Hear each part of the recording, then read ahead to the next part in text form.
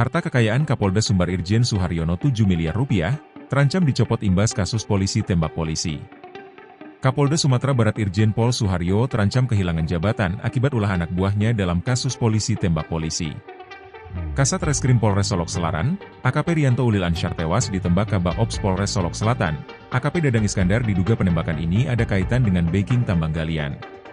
Perhimpunan Bantuan Hukum dan Hak Asasi Manusia, HAM, Indonesia, PBHI, Sumbar mendesak Kapolri Jenderal Listio Sigit Prabowo untuk mencopot Suharyono dari jabatannya. Suharyono dianggap tak mampu memimpin Polda Sumbar buntut penembakan AKP Ulil yang diduga terkait tambang ilegal jenis galian C di Solok Selatan.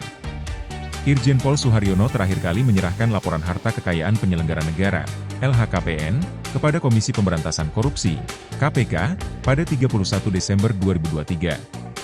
Ia tercatat memiliki kekayaan sebesar Rp7.157.191.213 bersih tanpa utang.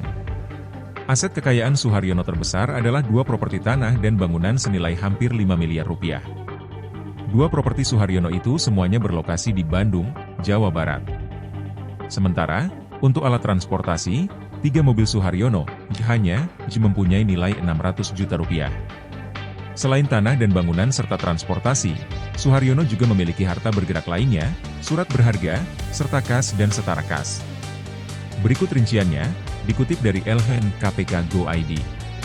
Tanah dan bangunan 4.985 juta rupiah. Alat transportasi dan mesin 696 juta rupiah. Harta bergerak lainnya 426 juta rupiah. Kas dan setara kas Rp1.050.191.213 rupiah.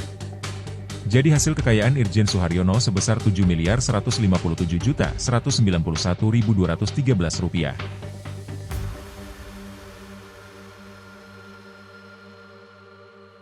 Download Tribun X sekarang, menghadirkan lokal menjadi Indonesia.